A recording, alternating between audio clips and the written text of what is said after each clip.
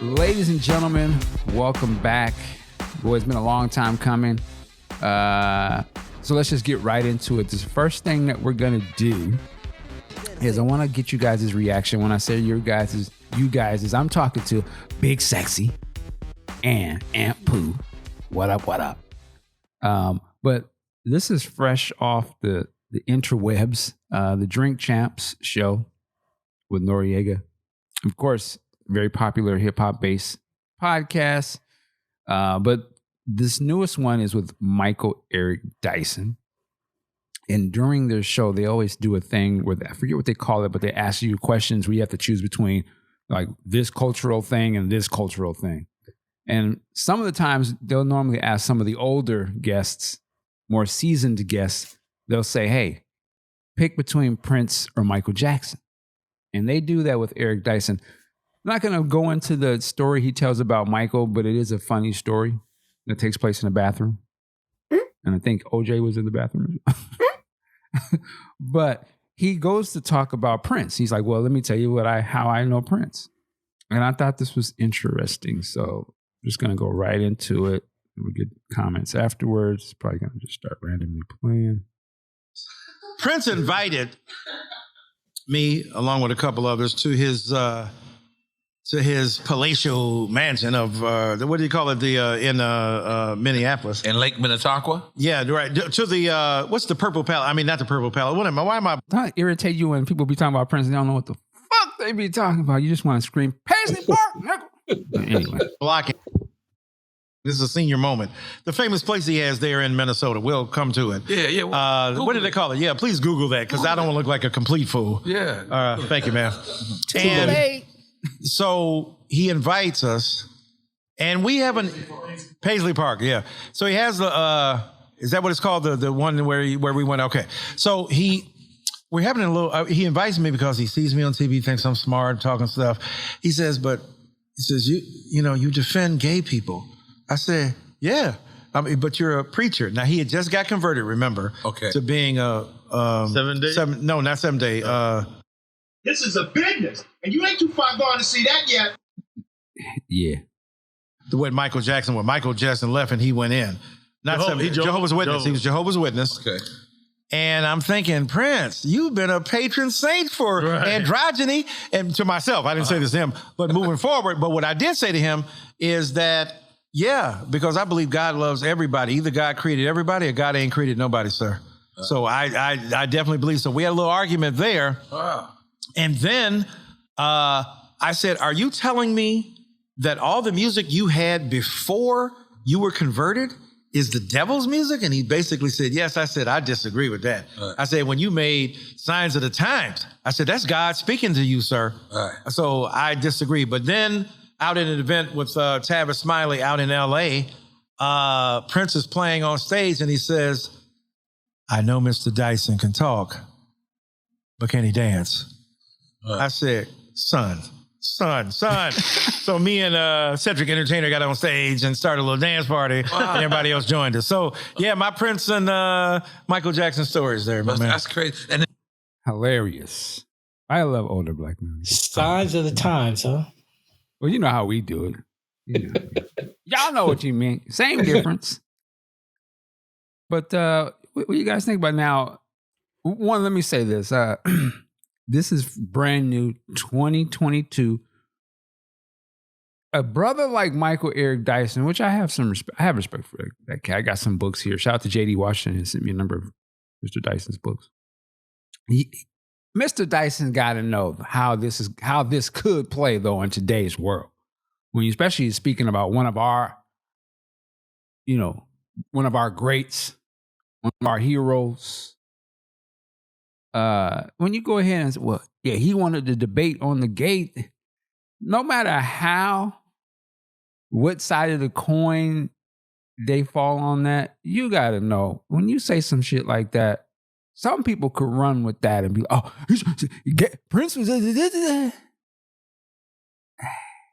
So I kind of side eye. Why even spin that tale? Not to say that it's not true, But sometimes you just hold things in because you know people gonna pull that out of context, or man, I don't even want to put my brother through that conversation. That was something we had.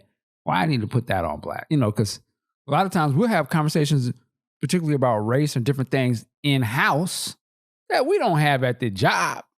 But, you know, you come into my trusted environment, you in my house, we can chop it up on all types of topics that we know we can't talk about in front of them folks. So I was just a little taken aback by that. But with that said, I'm going to go to Ant Pooh first, man. What do you think about this, Ant? I have to echo your sentiment. That was a conversation between them two. And then at the same token, I'd have to question, you know, if you can't even remember the name of the place that you visited, I have to question the conversation if you remember that well. It's true. Okay. I'm just saying, how do you say you're someone who was in the presence of Prince and you talk like with great reverence for him, but you don't know the name of his studio? That I'm just like, I don't know. So I have to question how that conversation went down. And to your point, it's like, I'd love to know if somebody came out and now that they heard this conversation, but like, well, yeah, wait a minute, Mr. Michael Eric Dyson, I remember your ass in the barbershop, yada, yada, yada, yada, yada. Talking about the Jews. See, that exactly. Don't want to go there. Right?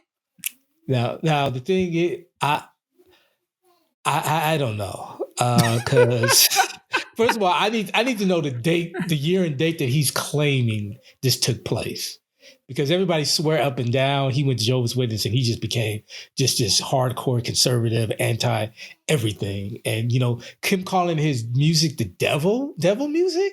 I'm like,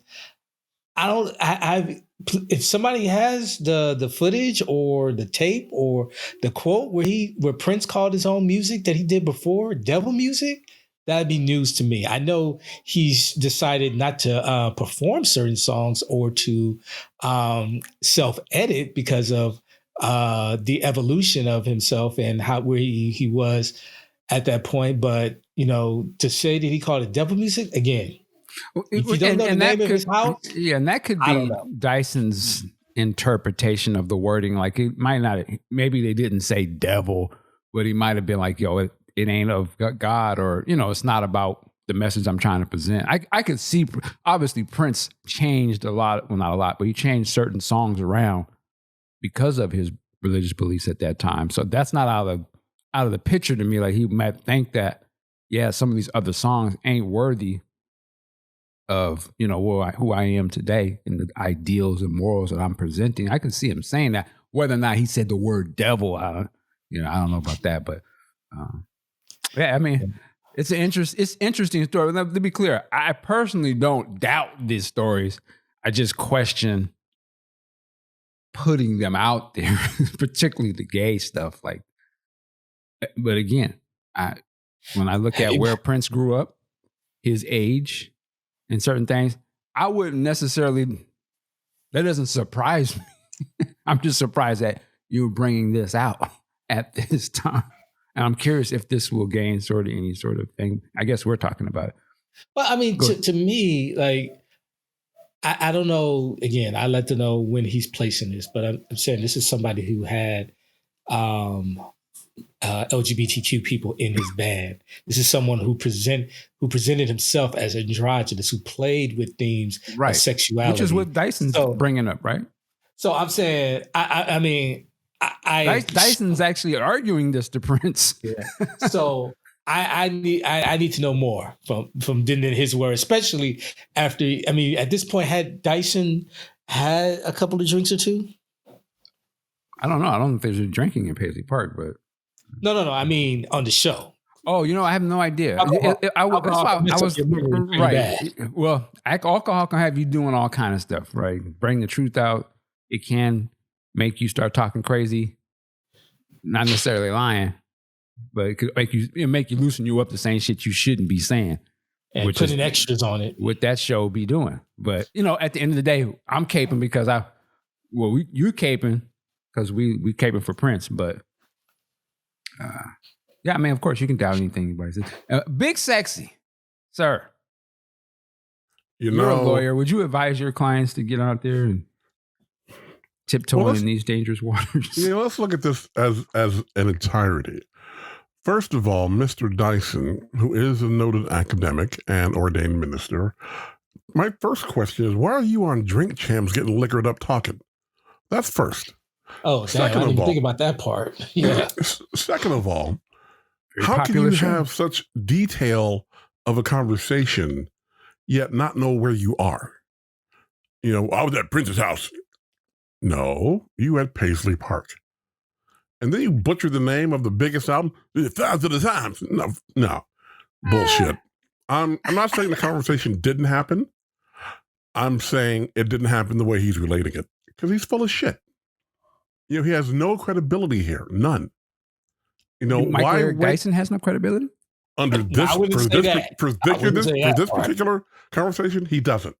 Again, he's going into a place he's never mentioned this before, gets liquored up. We don't know that. Just to be clear, he's on Drink Champs. They're sitting there drinking. Right, but there have been people on Drink Champs that do not drink at all, like people that you would expect to drink. So he may not be drinking. I don't know that. If he wasn't drinking, I stand corrected.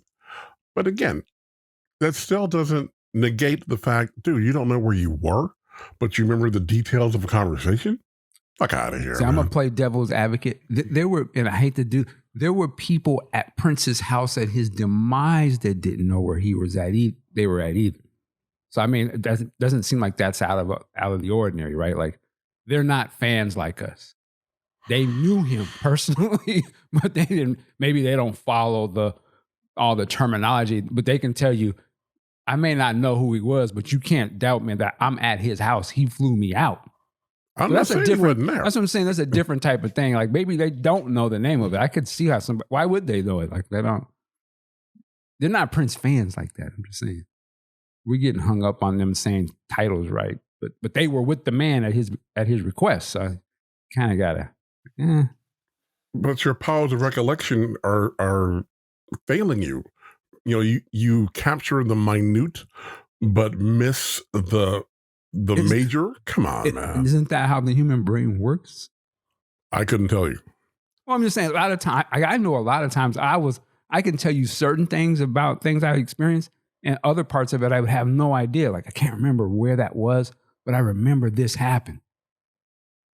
Like, I'm just playing devil's advocate. If you had been invited to go somewhere and you was somebody that was super famous that you admired, maybe you didn't exactly remember the name of the place, but you remember that conversation you had with that person, and that topic struck you so much that you remembered, well, we talked about this. I can't remember what year it was. I don't remember the exact name of the place, but I was at his house. That's how he saw. I'm at Prince's house. I don't know what you call it. That's his house. So, I mean, I can see. I don't know. I'm just saying. I don't know if we should get caught on that to invalidate everything he's saying. Huh? I'm not. I'm not invalidating everything. I'm saying the conversation probably happened, but I don't think it happened the way he's relating it. That's what I'm saying. Okay. I need a co-signer. I need a co-signer for this. Yeah, I need something else, man. Well, logically, you'd have to say that about every conversation ever said about Prince. Not necessarily, because a lot of people say, look, we were at such and such studio in such and such control room at such and such time of day, and we did this and this and this. Yeah, but then they say, but that happened in '97, but that song didn't come out till 10 years later. You're like, well, actually, maybe were you actually? But again, maybe they did do it, but they heard it this way, but it wasn't the way that they remember. But they remember that, oh, it wasn't that song. It was. I mean, we've had that on this show. I'm just saying you can't really invalidate just because somebody says something that you don't like about a person, but you don't have those same rules when you say the things you do like about them. That's what I'm saying. Then you would have to kind of question everything somebody says. And again, he claims, I don't want to say that. I don't read too much into it. But I'm assuming that since he was invited out there, he knows enough to, be a supporter of the music and this and that, but not know where you are. Come on. Well, he knew he was at Prince's house. That's what I'm saying. The first thing that should have popped into his mind was, I'm going to Paisley. Mind blown. Why would you think that though? Like if you're not a fan and you know you're going to somebody's house, what if he didn't know that's what it was called? Obviously he didn't know that, or he said he was having a senior moment too. And we got to remember too, people. I'm a personal defense attorney apparently for Michael Eric Dyson. He's on a hot show that he knows everything is. This is my point, that he knows everything is being scrutinized. They're going to be scrutinized what he says, and he's being thrown a question he wasn't prepared to answer. Right, that's the whole point of that part of the show. So I'm thinking he's just, oh yeah, and this. I mean, so to hold a person to every little, the name of Prince's studio versus him thinking that it's his house. I just think like that's an honest sort of thing a person would do. Or him saying sign of the times. Like, you know what the fuck he's talking about. Yeah, I used the wrong pronunciation. Don't act like you don't know what the hell I'm talking. That's how old folks talk all the time. Tommy, I mean, Jesse, they run through the whole list of names to get to the name of the person standing right in front of your face. You know I'm talking to you. Get your ass off the couch. You know what I'm saying? We know what that means. Get your ass off Grandma the couch. was talking to you. Well, you called my cousin's name. Boy, I'll beat your ass if you don't get your feet off the goddamn couch. You know good and goddamn well I'm talking to you. So I'm giving Dyson the old folks. But I respect it though. Again, this is the Prince podcast. We're supposed to push back. But this is a wild conversation though. It's a wild conversation. He didn't really get deep into it either. He just like kind of glossed on it, said, "Oh, you defend gays? How do you feel about that?" And then he moved on to something else. Because that topic alone, especially when you have one guy who has recently changed his theological outlook, and you're sitting with a person of the cloth, that's a deep conversation. Right. And I think Michael's thing, to me, I read from him, he was a sort of like a taken aback in a sense, like, you're questioning this? Like, Nick, you the one that should, I thought you were a proponent for this. What you talk? I think he's more shocked, like, this is what Prince was debating me on of all things. That's what I gathered why he's telling this story. Not, you know what I mean? Like, he's so shocked that Prince is debating. I think Jamie Foxx has told the similar sort of story, like, you shouldn't be cussing or something. Like, you telling me not to cuss? I'm like, where am I? This ain't the same Prince. That's how I read it, though. He was just like, wow, you never would have thought he would have had a different view or opposing view to something he seemed to be championing. And I think, when he mentions his music as well, like, so you're saying like your music was not from God or something? And for to hear, well, no. And I'm like, dude, are you serious? Like, this song, Sign of the Time, like, I feel like that's, I think he's actually like I said, if you look at him one way, to me, he's like praising him to be like, I can't believe you don't see, you see yourself totally different. Like, you would think that you would be all for these things because all your music seems to speak toward, your image speaks toward it. I think that's how I kind of read this. And I've heard, we've all heard stuff about Prince. You'd be like, wow, I didn't think he would, like the cuss jar, right? Yeah. Imagine you going there and you're tripping that this is Prince and you done heard all the music. Oh man, motherfucker. I'm sorry, you have to put money. Huh? Yeah, you can't cuss around him. You got to put, what song was that from? I didn't hear that in the lyrics. He be cussing. Yeah, well, see, he can do it. You can't. I'm just joking. But yeah, anyway, I guess we were desperate. I was desperate for some Prince conversation. So there you go. Get mad in the comments. But anyway, yeah, it's always interesting to hear other people talk about their experiences about Prince or being around him. Hopefully one day there'll be even more conversations of, and if it's things people are comfortable to share, right, or they think makes sense. But I'm fascinated about when Prince started connecting with Michael Eric Dyson. See, that's the thing they don't talk about enough. Like, yo, he's flying in black thought leaders and chopping it up. Like, yo, I want to chop it up with, have them come to the crib. Let's chop. You heard him talk. He mentioned Tavis Smiley. What's my other brother with the big hair? See, I'm doing Cornel West. I said, I didn't know Cornel West. They invalidated everything. I said, no. Cornel West, flying Cornel West out, chopping it up. Them brothers all together, having powwows. That's the kind of stuff. Don't ever let me interview any of them. That's the first place I'm going. I'm like, yo, what was it up? What was y'all chopping it up? Like, what was conversations about? So, so Prince, man, that's dope. And hearing, what do you say? Me and Cedric the Entertainer got up there and was dancing. That's cap.